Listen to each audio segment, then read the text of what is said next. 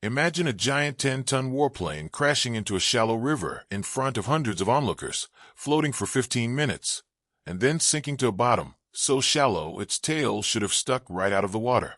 Now imagine that despite massive search efforts, that massive machine vanished completely without a trace, leaving behind a trail of Cold War secrets, nuclear cover-up theories, and a mystery that baffled the nation for nearly 40 years.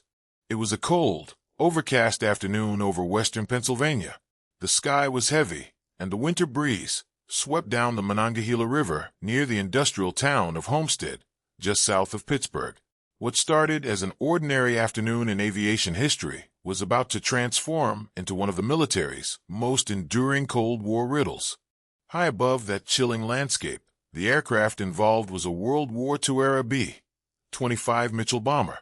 On this particular day, it was embarking on what was supposed to be a completely mundane transport mission, flying military passengers across the state to Harrisburg and collecting spare aircraft parts before returning home.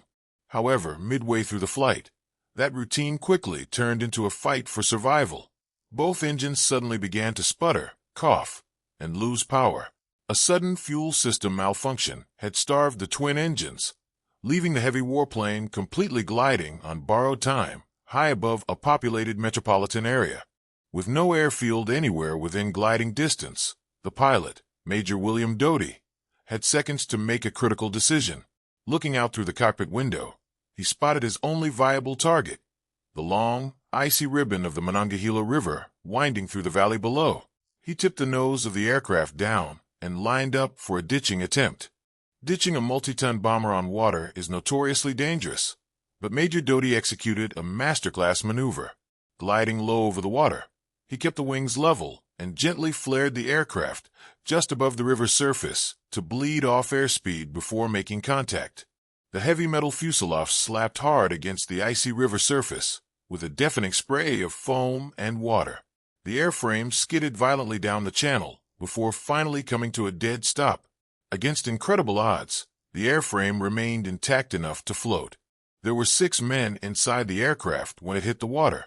Miraculously, all 6 crew members survived the initial impact without fatal injuries. As water began filling the cabin, they managed to pop open the escape hatches and scramble out onto the floating wings to await rescue. Yet, the relief of surviving the crash quickly melted away into sheer panic. The river water was near freezing, hovering around 35 degrees Fahrenheit 2 degrees Celsius. As the bomber drifted downriver in the strong current, the bitter cold and biting wind rapidly set in, draining the crew's strength second by second. Tragically, the extreme chill proved fatal. Before civilian boats and rescue teams could navigate the icy current to reach them, hypothermia claimed 2 of the airmen. They slipped off the slick wings into the freezing river and drowned. The remaining 4 men were pulled from the water alive, barely clinging to consciousness. As rescue boats pulled those survivors to safety, hundreds of eyewitnesses watched from the riverbanks and nearby bridges.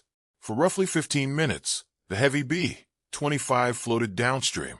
Slowly, water filled its compartments until the nose dipped, the tail tilted up, and the plane quietly slipped beneath the murky surface. Where the plane went under, the river was surprisingly shallow. It wasn't a vast, bottomless ocean. It was a confined inland riverbed.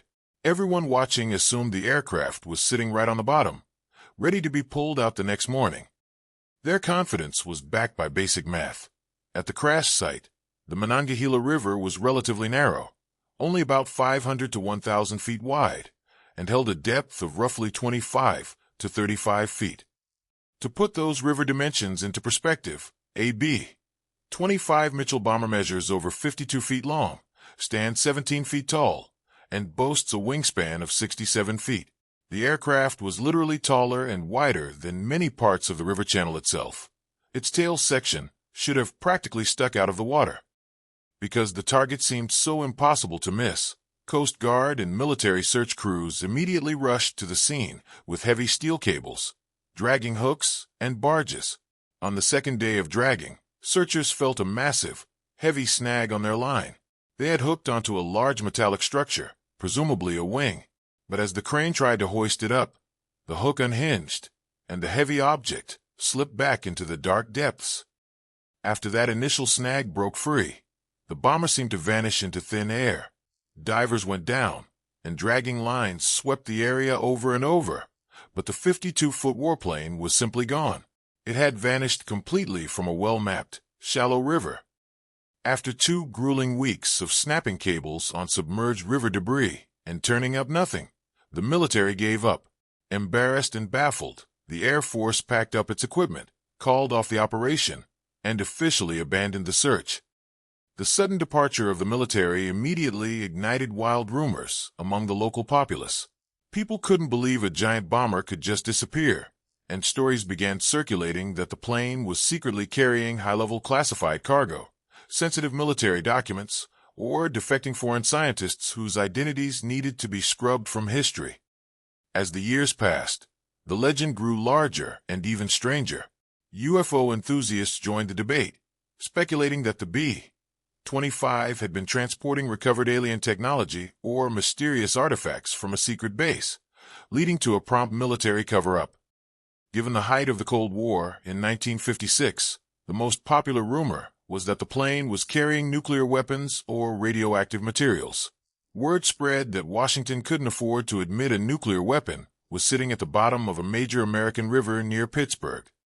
This paranoia ultimately led to the famous midnight retrieval theory. Many believed that while the official daytime search was going on for public display, elite clandestine military units secretly raised the bomber under the cover of dark, loaded it onto shrouded flatbed trucks, and whisked it away to a secret facility. However, the unglamorous truth finally came to light decades later in 1995 when independent researchers analyzed old river maps and dredging records. There was no alien technology, no atomic bomb, and no secret midnight recovery. In reality, commercial sand and gravel miners had spent years illegally dredging deep trenches in the riverbed. When the heavy bomber sank, the swift river currents pushed it down an underwater slope into one of these deep, artificial gravel pits. Over the following days, tons of soft river silt washed over the sunken frame, burying the giant warplane 15 feet under the river floor, where it remains buried to this day.